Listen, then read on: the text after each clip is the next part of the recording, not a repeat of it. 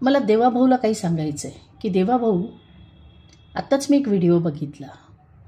चित्राताई वाघ अशा करून हर्षवर्धन सपकाळ यांना धमकी देत होत्या. निश्चित दिली पाहिजे. सपकाळ जे आहे ना ते पण घाबरले चित्राताई तुम्हाला, कारण तुम्ही वाघ आहे. महाराष्ट्रात तुमचा दरार आहे. पुरुष लोक तुम्हाला घाबरतात.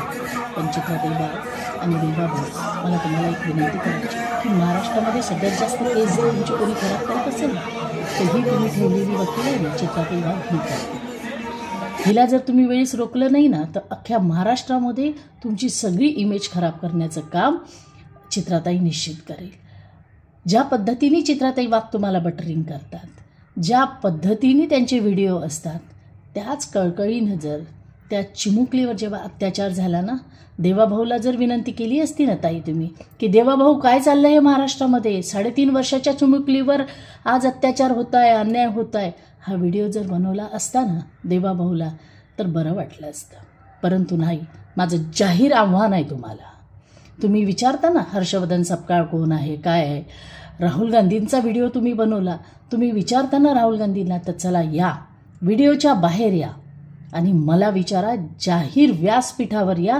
तुमच्या प्रत्येक प्रश्नाचं उत्तर देण्यास मी समर्थ आहे. परंतु नुसतं व्हिडिओ बनवून नाही.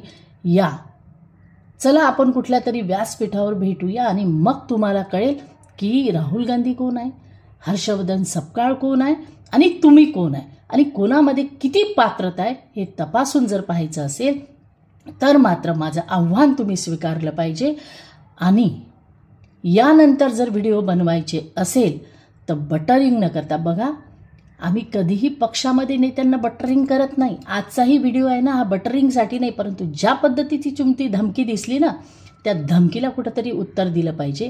तुम्ही हे समजू नका की आम्ही तुम्हाला घाबरतो, आम्ही तुम्हाला घाबरत नाही. असं नाही की आम्हाला बोलता येत नाही, परंतु आमची संस्कृती, आमचे संस्कार आम्हाला कुठंतरी थांबायला मजबूर करतात आणि म्हणून आम्ही थांबतो. परंतु आज जाहीर आव्हान करते आहे की जर तुम्हाला या सर्व प्रश्नाचे उत्तर पाहिजे असेल तर खुल्या व्यासपीठावर या. तिथं आपण दोघी पण भेटू. धन्यवाद.